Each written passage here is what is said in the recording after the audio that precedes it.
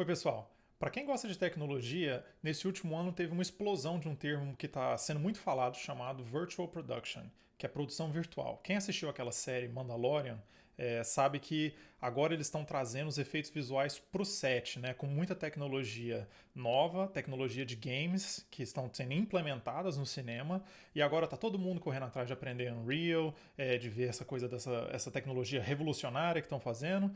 E eu quero mostrar para vocês que essa tecnologia é uma progressão natural de uma coisa que tem acontecido no cinema tem mais de 100 anos, que é a projetar coisas no set. E a gente começa lá de trás com rear projection, que é usar um projetor para projetar o fundo numa tela, até hoje em dia que eles estão usando painel de LED, Game Engine, né, Unreal, Unity, essas coisas. Então vamos falar um pouco da história para a gente entender que assim, não existe revolução sem um progresso inteiro. Eu separei aqui uma série de imagens no meu navegador para a gente ter uma estruturinha aí histórica do que a gente conversar. A primeira coisa é onde começa essa tecnologia, onde começa essa inspiração. Na época do filme preto e branco, não tinha um fundo verde para fazer, porque verde não era uma cor. A gente só tinha tons de cinza, então não tinha como trabalhar com fundo verde. Eles tinham muita limitação, por exemplo, de conseguir gravar o áudio, principalmente em uma cena de carro, que o ator tá não só dirigindo, como atuando, que já é perigoso bastante, né? E hoje em dia tem tecnologias pro cara ficar só amarrado num carro da frente fingindo que tá dirigindo, né? Isso é antigo. Eles tinham muito problema para gravar o áudio na rua ou em cenas externas. Então, a solução de filmar o carro andando e depois projetar esse fundo no set e ter silêncio para os atores gravarem foi uma grande revolução do cinema e possibilitou a gente criar muitas imagens e muitas sequências que não eram possíveis antes. Então, a gente tem aqui no nosso setup tradicionalzão aqui de rear projection, a gente tem, e isso funciona no set também, eu vou mostrar outras imagens, mas aqui tem o fundo, o personagem e esse projetor aqui projetando essa imagem no fundo, logo o personagem está na frente do fundo. Qual que é a vantagem de trabalhar assim? A vantagem é que você não tem que fazer compositing, né? Já está feito. Se o que você projetar atrás, já está atrás do personagem. Essa aqui é uma rendição melhor, né? Um pouco mais ilustrativa do que a gente está falando, né? Então a gente tem aqui o projetor projetando atrás da tela, por isso que chama rear projection, que é uma projeção por trás, e o ator na frente. E o resultado aqui do lado, você vê que ele está na praia. Então você não precisa colocar um fundo verde para depois ir na Compt, retirar o fundo verde e colocar o fundo que o diretor quiser. Existem vantagens, né, de ter isso tão rápido, já está pronto na câmera. Existem várias desvantagens, né? A desvantagem principal é que não fica perfeito, não fica tão bom. Então, hoje em dia, quando eles usam essa tecnologia de rear projection, normalmente eles fazem muito isso com carro ainda até, ainda é usado nisso, mas muitas vezes é para ter uma sensação de um filme antigo. E o Tarantino faz muitas rear projections assim para trazer essa sensação de quando Hollywood usava isso. Então virou uma coisa quase romântica de usar rear projection quando você consegue ver que é rear projection, porque o olho do público ficou treinado para conseguir enxergar essas coisas. Então a gente cada vez tem que melhorar mais os efeitos visuais porque o público começa a melhorar muito em ver quando é falso. Por isso que hoje em dia a gente assiste algum filme antigo e fala assim, nossa senhora, como que isso era revolucionário na época. Porque assim, o público vai aprendendo também, né? A gente vai aprendendo a enganar o público e o público vai aprendendo aonde está sendo enganado. Então é uma corrida eterna da gente querendo fazer uma coisa cada vez mais realista e o público aprendendo cada vez o que é mais realista e conseguindo identificar o que não é realista. Aqui tem um vídeo muito bom nesse canal do Fandor. Fandor é um serviço de streaming de filme independente que eu gosto muito. Eles têm sempre esses vídeos falando sobre assuntos variados, né? Aqui eles têm um vídeo de 2 minutinhos rapidinho sobre rear projection.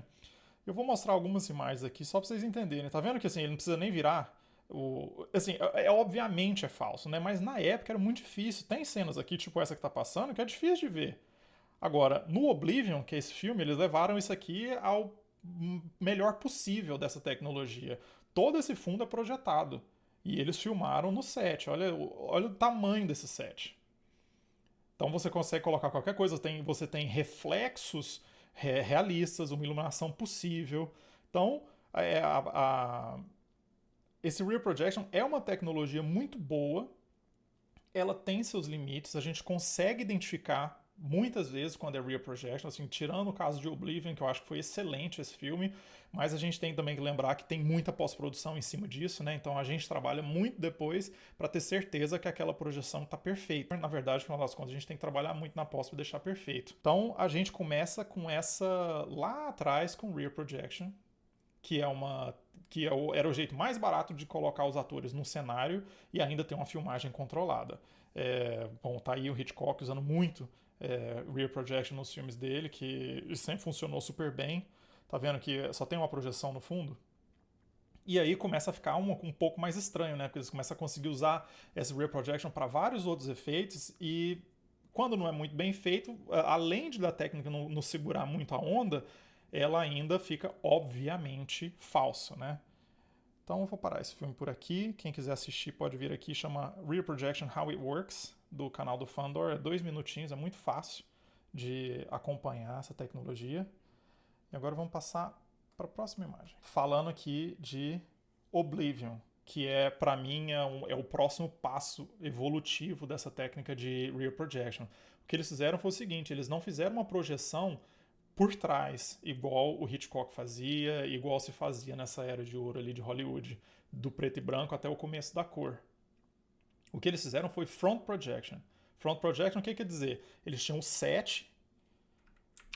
O que quer dizer front projection? Eles tinham o set todo 360 graus, e eles tinham vários projetores no meio dessas telas, cada um apontando para um lado. E são vários projetores mesmo, é um rig de, sei lá, 50 projetores, e eles tinham que não só ter os projetores alinhados perfeitamente, mas eles também tinham que ter o computador que consegue enviar esse tanto de imagem. Imagina você ter um computador que tem que mandar a imagem para 50 telas ao mesmo tempo. Hoje em dia, um PC poderoso aí consegue fazer 4, 6 monitores ao mesmo tempo. Agora imagina 50 em alta resolução. Então, voltando aqui para o nosso caso do Oblivion.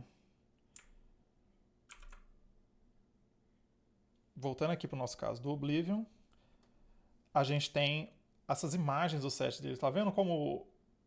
Bom, eu acho incrível como eles conseguiram trabalhar nessa tecnologia. Tem muita imagem boa aqui. Partindo de Oblivion, que ainda estava usando projetores, igual se usava há 100 anos antes desse filme ser lançado, a gente tem a gente tem um próximo passo evolutivo dessa tecnologia, que é um painel de LED. Ao invés de projetar, a gente já tem um painel de LED que projeta a mesma imagem com possivelmente mais qualidade. Então aí a gente entra no caso de First Man. Esse filme aqui, ele é famoso por ter tido o uso muito de LED no set para projetar os fundos e também, principalmente porque como ele é um astronauta, tem sempre esse capacete reflexivo, as reflexões ficaram muito boas nesse filme, principalmente. Então, olha como é que a coisa começa a ficar complexa, né? Lógico que ele tá... Deixa eu fazer um snip aqui para desenhar em cima. Eles estão num rig, né? Pneumático para essa nave girar e rodar. O fotógrafo tá aqui do lado e ele tá filmando essa cena inteira com esse fundo aqui do planeta Terra. Deixa eu ver. Com esse fundo aqui do planeta Terra. Dentro, o ator, pela janelinha, também tá vendo esse fundo. E é ótimo, porque assim, o ator ele tem que imaginar menos coisas e o fotógrafo também tem que imaginar menos coisas. É muito difícil de enquadrar uma coisa que você não está vendo. Eu vou entrar nesse problema um pouco mais para frente. Agora, uma coisa que é boa de prestar atenção são dois elementos desse set. Um está aqui e o outro está aqui. São as luzes físicas do set. E eu vou voltar nesse assunto porque é importante entender as limitações de um LED atualmente, né, essa era que a gente vive. Vamos sair daqui. Deixa eu ver. Olha aqui outro set. Esse aqui já é do site direto da DNEG. E aqui a gente tem esse painel curvo. Acho que assim, nessa foto, não sei se no streaming vai dar para ver, mas aqui até dá para ver os cubos do painel de LED, um do lado do outro, porque ele é feito sempre de cubinhos assim que se encaixam. E aí, quando você tem que fazer um painel redondo, com cubos retos, a gente começa a ter algumas limitações também em relação à forma geométrica que dá para fazer. Lógico que, com o tempo, eu vou chegar nisso ainda, isso já está melhorando bastante. Vamos falar de criatividade, porque é muito mais difícil para um ator e para um diretor atuar num fundo verde assim do que dentro de um cenário de verdade. Não é importante só para o ator ter esse ambiente para poder reagir e ter reações emotivas a ele, né? É importante também para o diretor, que consegue visualizar melhor. Imagina você não saber aonde seu set está. E agora, também tão importante quanto para essa parte criativa é o pessoal na parte mais técnica, né, de fotografia para trás, que tem que conseguir visualizar isso também. Então, o trabalho da equipe é muito difícil quando está no fundo verde, porque a gente é difícil ter referências de onde as coisas realmente estão. Lógico que você pode colocar cubo verde em volta do set inteiro e falar, ali é a mesa, ali tem um carro. Mas é muito diferente quando você realmente está filmando em locação, quando você tem a mesa e tem o carro. É muito mais fácil de enquadrar, de iluminar, de pensar em iluminação. O Star Wars é um exemplo muito bom de um franchise que popularizou essa imagem do fundo verde, né? Normalmente, toda a nossa memória de fundo verde vem desses grandes filmes de ficção científica, ação e blockbuster, e Star Wars com certeza é um que colocou o fundo verde no imaginário da população em geral, né? Não só da gente, da técnica, mas também de quem imagina o que é um fundo de efeito visual e já imagina verde, né? Essa cor já é presente aí na sociedade. Eu trabalhei em um projeto que é bom de falar sobre a imaginação, a facilidade para a equipe de visualizar. Porque, por um lado, a gente tem, usando o painel de LED, a gente já tem o fundo pronto, né? A comp já está feita, teoricamente, né? Se no melhor dos casos. Na realidade não é essa, mas assim, no melhor dos casos a comp já está resolvida, o fundo está lá, os atores podem reagir e é tudo ótimo. Agora, como que funciona para a equipe? Nesse filme, Andando com Dinossauros, eu trabalhei nele em 2013, quando eu fui trabalhar na Animal Logic, na Austrália. E o filme inteiro foi filmado no Alasca. E nós colocamos os dinossauros nele. Agora, como que você filma? E aí não tem nem ator do filme, né? Então, como que você filma os dinossauros caminhando no Alasca? Como é que você enquadra? Como é que você faz um movimento de câmera numa cena de ação? O que você está acompanhando para poder ter uma resposta fotográfica, né, de movimento de câmera, de enquadramento, à ação do quadro se você não tem nada para ver? Então, o que eles faziam na época? Eles tinham como se fosse um esqueleto fininho, gigante, que representava os tipos de dinossauros diferentes. Então, o diretor de fotografia, ele colocava os dinossauros, essas estruturas ósseas espalhadas pelo set, para poder ele ter uma referência de aonde vai ser o enquadramento, qual é o limite de quadro que ele tem. No caso aqui do Andando com Dinossauros, ele tem que colocar essa estrutura do dinossauro, que é só de arame, né, e nada de muito específico. Aí ele vai falar assim: ah, não, beleza, então o meu enquadramento é desse galho até mais ou menos aqui no chão. E eu vou virar a câmera daqui até aqui para conseguir pegar essa manada inteira, que teoricamente vai estar lá. Aí depois tira os esqueletos do set e aí o cara filma sem referência. Por quê? Porque vai dar muito mais trabalho pra gente na pós-produção ter que apagar esses esqueletos depois. Principalmente que esse filme foi filmado em stéreos, com duas câmeras ao mesmo tempo, e aí já é um problema gigantesco de ter que apagar coisas que tem que ser perfeitamente iguais em duas câmeras diferentes para dar essa sensação de estéreo, né, que é o filme que a gente vê no cinema como um filme 3D, de aquele de usar óculos, né? Então, como que a gente resolve a visualização para a equipe de um set virtual? Como é que você faz uma fotografia melhor? Aí tem alguns filmes que começaram a usar ferramentas, essas game engines que hoje está super em voga de se estudar. As produções começaram a falar assim: não, pera aqui, a gente pode não usar a versão final do nosso set, a gente faz uma coisa muito mais leve para poder rodar dentro de uma game engine, mas aí a gente vai ter referência dentro do set. Então aqui eu tenho um exemplo excelente, um dos maiores diretores da história, o Steven Spielberg, com... Deixa eu fazer aqui... o Steven Spielberg com uma câmera na mão e aqui o monitor mostrando o que essa câmera está vendo dentro desse universo virtual. Essa câmera não tem lente, ela não tem filme, ela só é um controle de jogo, como se a gente tivesse, sabe aqueles controles de carro, de volantinho? Mesma coisa, só que uma câmera. E essa câmera possibilita ele viajar no mundo virtual. E quem assistiu Ready Player One, que é um filme que eu gosto muito até. Aliás, eu li o livro e o filme é melhor. O Spielberg é tão genial que ele consegue fazer um livro ok, ficar um filme muito melhor do que o livro. E normalmente é o contrário, né? O livro sempre é muito melhor que o filme. Ele conseguiu. E ele conseguiu fazer uma coisa excelente. Eu sou super fã dele. Agora, ele é um cara que abraçou essa tecnologia para fazer um filme que é todo de realidade virtual. Ele falou assim: não, beleza, então eu vou trabalhar em realidade virtual. E ele entra para poder fazer movimentos de câmeras que são interessantes, enquadramentos interessantes, contar a história e ter essa ferramenta na mão, que não é um mouse. É difícil você colocar um diretor, um produtor, um fotógrafo desses caras mais antigos que não entraram nesse mundo de efeito visual e falar para eles: Alt, clique esquerda, você gira a câmera e vai. E acha seu filme. O cara não consegue produzir direito. Ele pode conseguir, com muito trabalho, mas essa forma de trazer uma câmera para dentro do mundo virtual, você poder viajar nele, é muito mais orgânico. Então os filmes vão ficando muito melhores por causa dessa técnica. Passando aqui, a gente tem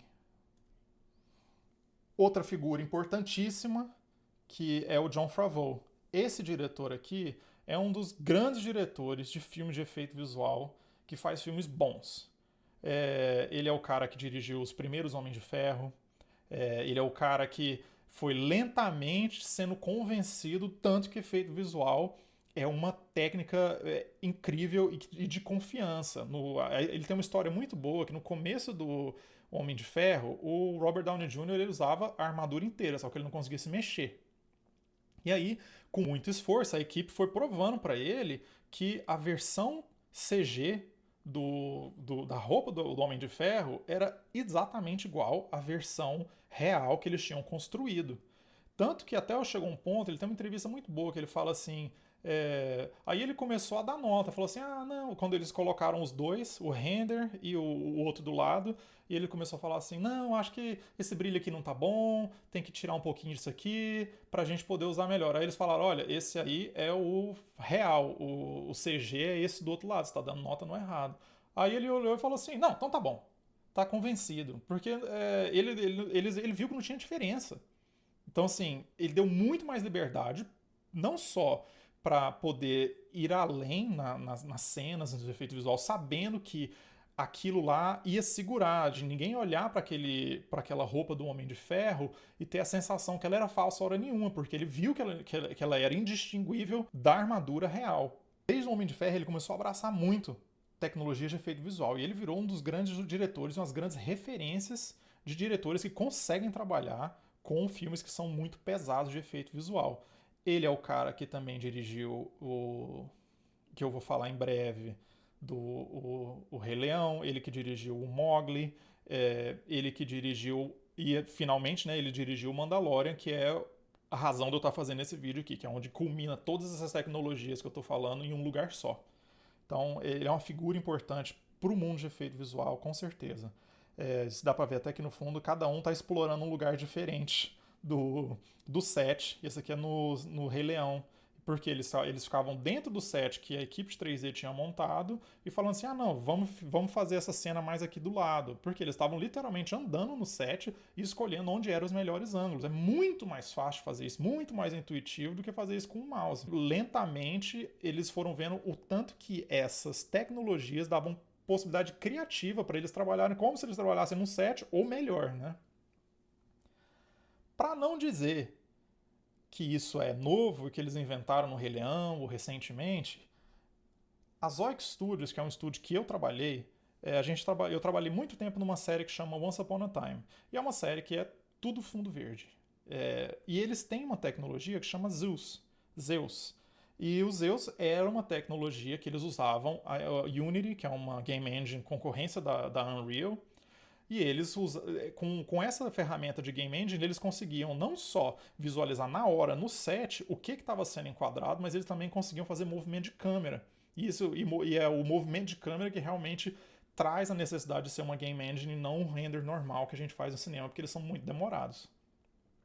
E aqui, deixa eu dar esse play. Dá pra ver que eles estão no set, todo de fundo verde, com movimento de câmera, e eles conseguem saber o que eles estão fazendo. Lógico que depois a gente, na pós-produção, vai tirar o que eles viram, a gente nem usa aquilo, porque pra gente chega o fundo verde, mas a gente já tem um movimento de câmera e eles têm uma referência de exatamente o que eles enquadraram. Então facilita muito pra gente, porque sem isso, eles iam ter que filmar essa coisa em 4K, 8K e depois ficar reenquadrando, porque ele falou assim: ah, não, faltou teto, faltou isso, passou, enquadrou para cima demais. Então a gente ia ficar na pós-produção reorganizando aonde as coisas estão no quadro. E com eles, com esses usos no set, eles tinham a certeza do que estava sendo enquadrado e que estava do jeito bom que o diretor queria, que o diretor de fotografia queria. Então essa é uma tecnologia que já tem tempo. Eu trabalhei no Once Upon a Time. Na primeira temporada, isso foi quando? Foi 2012. E desde então eles continuam trabalhando muito essa tecnologia dos usos, eles continuam usando ela. Acho que tem até um aplicativo na Apple Store que dá para baixar ele para fazer o que eles chamam de location scouting. É você ter a sua locação em 3D, você conseguir andar nela e falar assim: ah, pô, vou filmar daqui, como se fosse no mundo real. Essa é uma tecnologia importante e já existe há muito tempo, né? Então, tudo que parece revolucionário hoje já existia uma versão dessa, né? Porque nada surge do nada. Então, a gente tem uma história de muita dedicação aí da galera da técnica para conseguir chegar no ponto que a gente está hoje, que é nessa coisa de virtual production. Então, a gente fala de virtual production e eu falei dessa coisa de rear projection, que evoluiu para front projection, que evoluiu para painel de LED, aí esse painel de LED ficou curvo, aí a gente começa a ter esses efeitos reais na hora da filmagem. Do outro lado, a gente tem também esses filmes igual Ready Player One e o Lion King, que eles tiveram essa capacidade de usar uma game engine para colocar o diretor dentro do set, ter a câmera dentro do set e eles poderem investigar, ter decisões criativas dentro de um mundo que é muito rígido, que é o mundo do CG. Então, a gente, de um lado... Aí, o que acontece? Então, chegou Mandalorian. Mandalorian, que é dirigido pelo Jon Favreau. A pós-produção é da ALM, que é um dos estúdios líderes de efeito visual do planeta. Então juntaram um cara que sabe muito, que já tinha, lógico, uma relação com a ALM também, com um estúdio que é muito forte de efeito visual, e eles trouxeram o painel de LED e a câmera virtual para o mesmo set. Isso que é o Virtual Production. É eles terem dentro do set a capacidade de movimentar a câmera e o fundo do painel de LED se movimentar com a câmera. Então, assim, se a câmera está movimentando e o cara está andando com a câmera no ombro, por exemplo, é importante que o set também tenha a mesma variedade. Por exemplo, se você desce a câmera, você fica com a câmera mais perto do chão, é importante que o set ele mostre que a parallax mudou, né? O ângulo mudou. As coisas têm que ter sempre, elas sempre dependem do observador. É um termo que eu acabei de falar, chama parallax. Parallax é o termo que diferencia, que explica a diferença de movimento entre uma coisa que está perto de você e uma coisa que está longe de você. O jeito mais fácil de entender o que é parallax é você estar de carona dentro de um carro e você pode reparar que se você estiver na estrada ou na cidade mesmo, que se você olhar para baixo, o asfalto está passando rápido. O poste da rua está passando rápido. Agora, se você olha lá para o fundo, o prédio está parado, andando muito pouco. Então, a diferença de velocidade que as coisas passam, né, que a nossa percepção tem entre o que passa perto da gente e o que passa longe, chama parallax. Então, quando você tem, por exemplo, aí a limitação do rear projection, porque se você tem um fundo que está em pezinho assim, está perfeito para a câmera, e aí você sobe, esse fundo já para de estar perfeito para a câmera, porque ele tem que mudar de ângulo. Você tem que conseguir ver em cima do prédio se a câmera está em cima.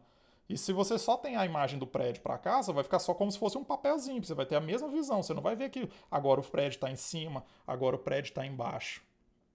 E a necessidade de ter mudança de parallax é o que traz o jogo, o Game Engine, para o set. Então, aqui tem um set, uma foto do set do Mandalorian. Eles têm um painel curvo em volta do set inteiro. O chão é de verdade, o chão não pode ser de LED por alguns motivos. Um é o limite de você não quebrar o LED correndo, pulando nele. Mas outro principal é porque o LED ele vai emitir luz. E o chão, em geral, se você não está numa discoteca dos anos 70, ele não vai emitir luz. Então, se o ator tem que ter a possibilidade de colocar o pé no chão e esse chão ficar com sombra. Se você tem um LED, mesmo se ele estiver muito escuro, ele ainda vai estar emitindo luz. Então não dá para fazer essa projeção do chão. Agora, eles colocaram no teto e eles colocaram a parede circular. Algumas limitações óbvias. Olha a diferença entre o teto e a parede. Dá para ver que um está mais azul aqui, pelo menos na minha tela, um é mais azul e o outro está mais verde. E essas câmeras aqui, que são provavelmente de mocap ou alguma coisa assim. São witness cams que chama.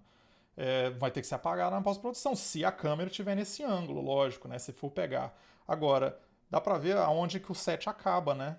Ele acaba aqui e o resto é tudo CG. Por que, que o ângulo tá errado pra gente? Por que, que essa estrada tá indo pra cima e aqui tá indo pra esquerda? Porque o Game Engine, ele tá mostrando para a câmera o ângulo da câmera principal. Se você tá com outra câmera no set, ele não vai mudar o ângulo para a sua câmera, ele vai mudar só para a câmera que ele está configurado. Então, a parallax, a perspectiva, está sempre ligada a essa câmera principal. Por isso que a gente tem esse ângulo estranho aqui, mas é só porque a gente não está vendo da câmera principal. Da câmera principal, isso aqui está perfeito. Então a gente tem, olha, outra foto do Mandalorian. Eles têm essa nave real, esse chão aqui real, e o resto é tudo CG. E o que é genial de usar uma ferramenta de game é porque, como ela é em tempo real, a mudança é em tempo real, você consegue virar o set. Falar assim, não, eu quero botar essa parede aqui atrás da nave, não essa porta. E então o cara que está controlando a Game Engine, ele vai só girar o set inteiro e pronto, tá no lugar, pode filmar. Para você entender por que a gente está usando Game Engine e a diferença entre o que a gente faz na pós-produção, que é um offline render, são real time e offline. Por que a gente está usando real time? Porque os jogos estão cada vez mais realistas. Então a tecnologia está deixando muito próximo a qualidade de cinema com a qualidade de jogo. Está muito longe ainda a tecnologia de game para a tecnologia que a gente tem de offline rendering. E lógico que no futuro a ideia é que o mundo inteiro vai ser real time, pelo menos no mundo assim, de produções médias até um pouco grandes. Lógico que a gente em efeito visual, trabalhando em grandes blockbusters, a gente trabalha como se fosse Fórmula 1, né? A gente está sempre esticando a tecnologia ao máximo. Tem coisas que a gente não faz hoje em dia porque ainda não tem capacidade de computador para fazer o que alguns diretores querem, né? Então, famosamente, o James Cameron, ele esperou 10 anos para começar a filmar o Avatar 2, porque ele precisava que a tecnologia chegasse aonde ele queria poder contar essa história. Na época não dava para contar. Hoje em dia dá.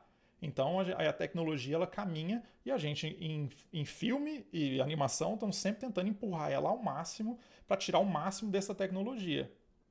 Agora, vamos entender o que é real-time, vamos entender o que é offline rendering. Então, o real-time rendering é a tecnologia que jogo usa. Por quê? Porque você tem que conseguir virar o seu personagem e ele virar na hora. Eu acho que alguma analogia boa de fazer é quando a gente está assistindo um filme na internet ou no YouTube e tem aquela barra carregando o vídeo e tem aquela bolinha que é o seu play. Quando essa bolinha alcança a barra do load, seu filme para. Então, o que acontece pra gente em jogo é que essa barrinha nunca pode chegar, porque senão o jogo trava. Então, o que, que a gente faz? A gente otimiza. Usando essa analogia de internet, o que, que acontece? Quando a bolinha do play chega no final da barrinha, o que, que acontece no Netflix, por exemplo? Ele vai lá e cai a resolução. Por isso que às vezes fica feio, e às vezes está lindo, porque está em HD maravilhoso, e às vezes está feio. Em uma Game Engine, a gente trabalha, eles trabalham com 60 quadros por segundo, né? 120 quadros por segundo. Então ele tem que ser muito, muito, muito otimizado. E muito otimizado quer dizer que você perde muita qualidade, perde algumas liberdades com relação à produção. Para você entender o que eu estou falando, 24 quadros por segundo é o padrão aí que a gente vê. É o padrão que normalmente você vai ver qualquer filme, qualquer série de televisão, tudo em 24 quadros por segundo. Em média, assim, a grande, absurda maioria é 24 quadros por segundo. Existem projetos que querem ser rodados em 48 quadros por segundo, que é o caso do Hobbit, aquele filme. Talvez o Avatar vai ser rodado em 60 quadros por segundo, que é mais ou menos o que eu estou gravando aqui para vocês. Cada quadro é literalmente uma foto. Então, se você tem 24 quadros por segundo, quer dizer que cada segundo eu vou colocar 24 fotinhas na sua frente para dar essa sensação de movimento. Em jogo, em Game Engine, eles querem fazer 60 quadros por segundo, 120. Então, assim, cada segundo você está vendo 60 fotos. E é o que a câmera do seu celular está fazendo. 24 fotos por segundo, 30 fotos por segundo, que é cada vídeo. Então, o vídeo nada mais é que uma sequência imensa de fotos.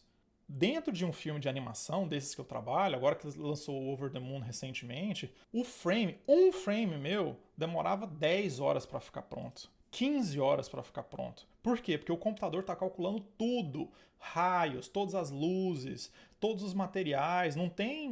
Ele não está tentando otimizar demais, porque a gente está focado na qualidade visual final. Por quê? Porque você vai assistir tudo só dando play e assiste tudo, dependendo da sua internet.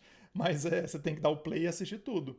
Para jogo, a gente não tem como, porque ele tem que calcular na hora o que o jogador está fazendo. Porque quando você vira para a esquerda ou para a direita, o computador tem que te dar na hora. Então, assim, agora imagina você sai de um frame que custa um frame que demora 10 horas, 15 horas para ser rendido, para uma estrutura que consegue te entregar 60 quadros por segundo. Então, 60 quadros por segundo, um frame em 15 horas.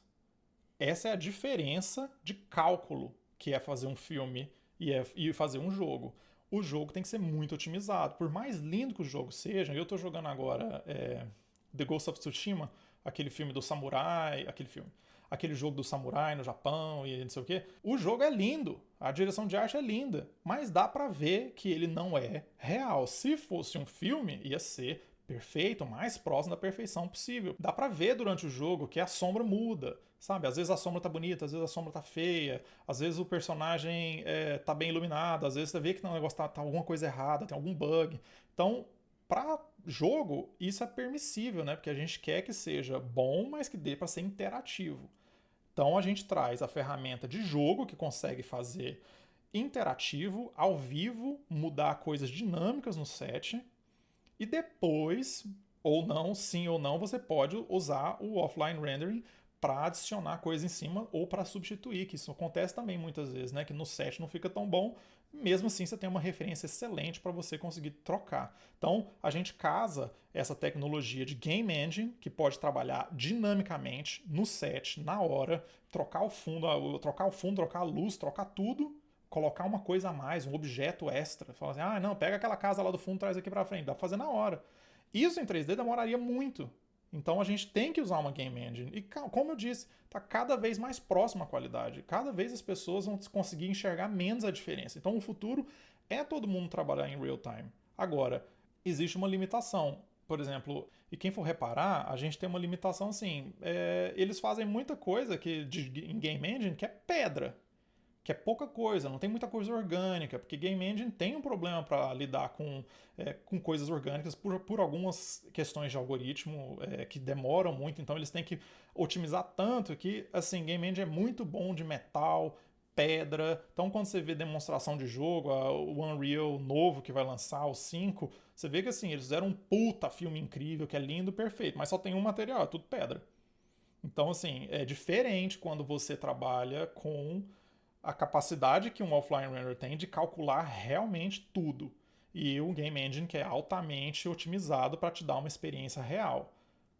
Com o tempo vai ser a mesma coisa? Provavelmente. Mas por enquanto a gente está usando o Game Engine para poder dar essa liberdade no set, e agora eles descobriram que eles falaram assim, não, e por que a gente não filma já a final e usando o que o Game Engine tem de melhor para te dar? E aí eles estão fazendo, Mandalorian, essas coisas. Agora, outra limitação, o tamanho. Olha o tamanho desse set do Avengers. Encher isso aqui de painel de LED não tem preço. E o cara, se ele tem que pular do segundo andar para o primeiro andar, você tem que ter um painel que no mínimo tenha 2 andares. É lógico, você pode arrastar o set, falar assim, não, agora você está correndo nessa parte do set, não, agora você está correndo nessa parte da rua. Mas como é que. Olha, tem táxi aqui, tem 3 carros aqui embaixo. Lógico que na versão final tem muito mais, né? Mas tem 3 carros aqui, olha o tamanho disso, a diferença disso para o Mandalorian. Então, fazer um set desse em Virtual Production é assim, não tem preço um negócio desse, é muito caro fazer isso. Não, fundo verde não vai embora. Agora, Virtual Production é mais uma ferramenta que pode ser usada para dar liberdade para os diretores, liberdades criativas que podem baratear a produção na parte de pós, mas encarece muito na pré-produção. Então é um balanço, porque assim, nada vai sair mais barato porque você está usando Virtual Production, porque de repente seu equipamento é muito mais caro. O aluguel de um estúdio de Virtual Production, com todos esses painéis de LED e computação bastante para poder ter tudo isso em tempo real, é muito caro. Então já limita um pouco quem pode usar essa coisa de Virtual Production. Eu acho que eles gostam muito de falar assim, ah não, vai democratizar. Tudo vai democratizar, mas vai demorar pra caramba, entendeu? Porque é tudo muito caro. A tendência é baratear? É. Mas por enquanto, só os grandes projetos vão conseguir usar Virtual Production. E às vezes o set é tão grande que Virtual Production nem faz diferença. Dava para filmar no fundo verde. Agora, o Mandalorian é um teste excelente de que essa tecnologia é possível e vale a pena correr atrás. Eu gosto de ver que tem muitos estúdios falando assim, nossa, vamos fazer um stage de Virtual Production também. Vamos começar a trazer essa galera que é boa de game, que entende de cinema e que consegue trabalhar no set. Então é uma galera muito especializada. Eu vou te falar que eu tenho 10 anos que eu tô aqui já no Canadá, eu já trabalhei com grandes produções, mas eu ainda não sei nada de Game Engine. Eu estudo porque eu acho interessante, mas às vezes eu que tenho experiência de set, que eu já trabalhei como fotógrafo, como compositor, como iluminador 3D, não tenho ainda, nem eu tenho a mão de obra para chegar a trabalhar nessa produção. Então, assim, é muito específico. E quanto mais específico, mais caro é. Quem é que tem dinheiro para contratar uma equipe de virtual production hoje em dia? Como que a gente enche um set desse inteiro de painel de LED? É um desafio financeiro, mais que tudo, né? Lógico que seria lindo se tivesse, porque Virtual Production resolve muito problema que fundo verde dá, né? Que a gente tem que fazer a comp de estudo, retirar o fundo verde para colocar o fundo real, mas também tem, por exemplo, tem muito verde. Se você olha aqui a roupa do Thor, ela vai refletir no verde, porque o cenário é inteiro verde. Então todo branco fica meio esverdeado quando você está dentro de um set de fundo verde. É natural. Isso chama spill. É a luz que bate no verde e o verde reflete nas coisas. Então, Virtual Production dá uma liberdade muito grande. Eu quero trabalhar numa produção dessa. Eu acho que as pessoas ainda não estão falando as limitações reais. E eu vou contar uma das limitações óbvias para mim. É o fundo. Deixa eu voltar aqui na foto desse Mandalorian. Cadê o sol dessas fotos? Ela não tem, entendeu? E aí que é importante que eu mostrei lá atrás, para vocês prestarem atenção. A gente ainda precisa de luzes reais no set. Por quê? O LED não tem a luminância, o output de luminância o bastante para parecer que ele é uma luz de 10K no set 5K. Então, se ele não tem como dar esse output, você vai precisar de colocar sempre luzes no set. E como que você coloca essas luzes no set se está tudo fechado? Então, se você for reparar bem, todas as sequências que eles usaram Virtual Production, ou eles têm que abrir um buraco nos LEDs para colocar uma luz, e é uma coisa bom que aí depois a galera da comp tem que substituir, apagar e colocar normal de volta, ou eles estão fazendo tudo aonde não tem uma luz muito forte. E o exemplo é esse, olha, o dia tá nascendo, o sol só tá lá no fundo da rua, neve e dia nublado. Então, Virtual Production traz muitas vantagens, muitas liberdades, mas também tem as limitações. Quando que a gente vai ter um LED que consegue, em vez de você, por exemplo, em vez de você colocar uma luz no set, você só colocar uma bola amarela aqui, com uma luminância super alta, e você conseguir fazer uma sombra forte. Isso vai demorar demais. Imagina se a sua televisão consegue fazer uma sombra. Você botar uma foto de um sol e ela vai te fazer uma sombra de como se você estivesse na praia. Não tem jeito, entendeu? Tem uma limitação da tecnologia. Então, eu acho que Virtual Production pode ser muito usado para fazer essas coisas de carro ainda.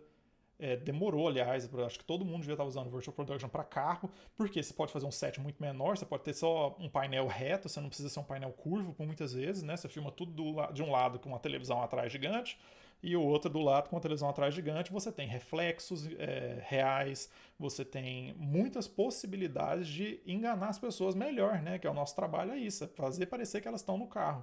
Eu assisti recentemente uma série muito boa que chama da época, chama. Como é que chama? Good Morning. É com a Reese Witherspoon sobre um caso de assédio sexual no trabalho. E é um puto elenco, são excelentes. É uma série muito boa. Todas as car comps, todas as cenas que estão dentro do carro estão muito mal feitas. Eu sempre ficava impressionado, falando assim, gente, com uma equipe dessa, com um paycheck desse tamanho, o custo de uma equipe dessa dos atores, só tem atores gigantes nessa série, tá muito mal feito, entendeu? Então, assim, era muito melhor eles terem feito Real Projection. Real Projection antigamente era melhor, entendeu? Pega um projetor bom, nível ali Oblivion, coloca atrás, fica muito melhor. A gente tem que usar as ferramentas que estão à disposição para fazer a melhor imagem possível. E nem sempre é um fundo verde, e nem sempre vai ser um LED. Isso aí tá nesse canivete suíço que é fazer cinema. E a gente vai controlando as técnicas para poder usá-las da melhor forma possível. Então vamos falar da última questão, que eu acho que é importante a gente levar em consideração, que é a equipe, que é não só a equipe técnica, mas a equipe das decisões, os diretores, os produtores. Quando a gente trabalha com efeito visual, eu vou te falar assim que raramente, e eu não lembro de ter tido alguma situação em que a arte, a pós-produção, estava aprovada durante a produção. Acho que assim, os clientes hoje em dia, como a pós-produção dá muita liberdade, eles têm muita dificuldade de conseguir aprovar uma tela de celular numa propaganda.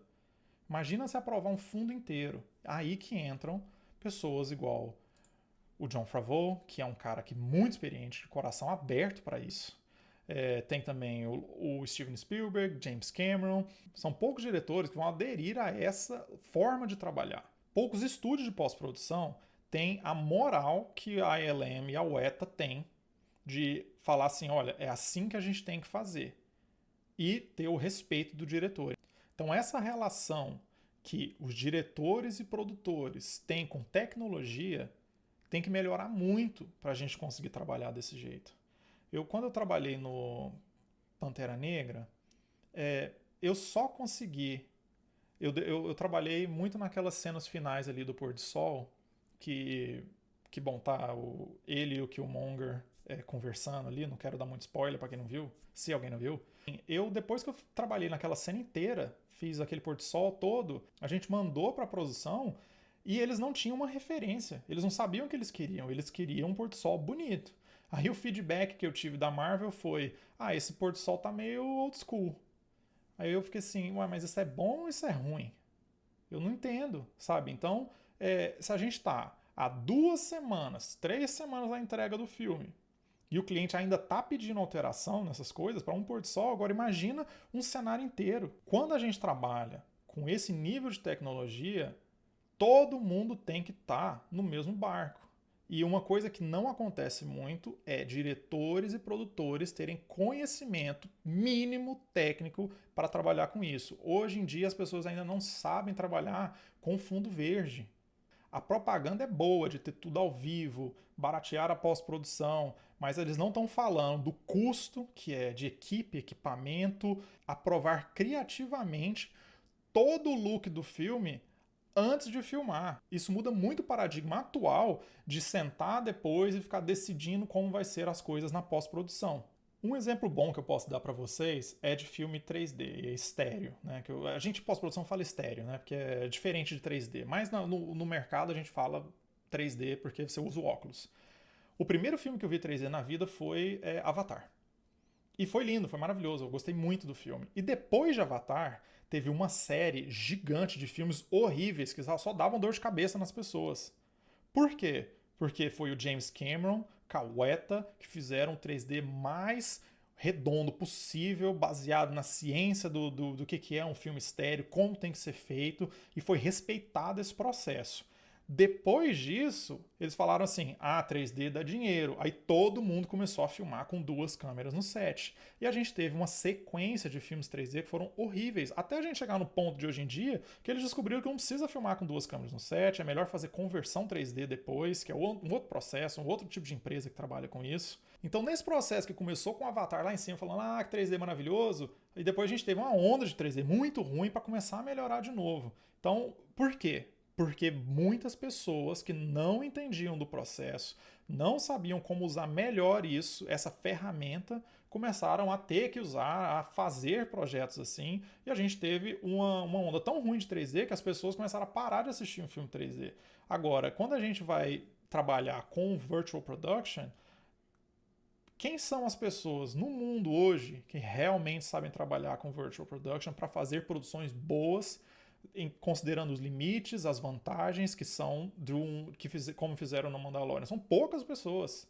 Então a gente vai ver aí essa tecnologia expandindo, porque está todo mundo com muito interesse, e aí vai ter muita coisa ruim, porque um game engine não tem a qualidade ainda de um offline renderer que a gente usa, que o frame demora 15 horas mesmo, o frame demora 10 horas mesmo para ser feito, bem calculado, com materiais bons. A gente vai ter que ter um processo de adaptação, de aprendizado, e esse processo também vai para a equipe criativa. O diretor tem que saber do que está acontecendo, os produtores têm que saber o que está acontecendo, porque normalmente o que acontece é que a gente dá um passo tecnológico para frente, que é o que aconteceu agora com essa união de game engine com alta qualidade e poder estar dentro do set, né, que a gente está fazendo esse amalgamado de coisa chama virtual production.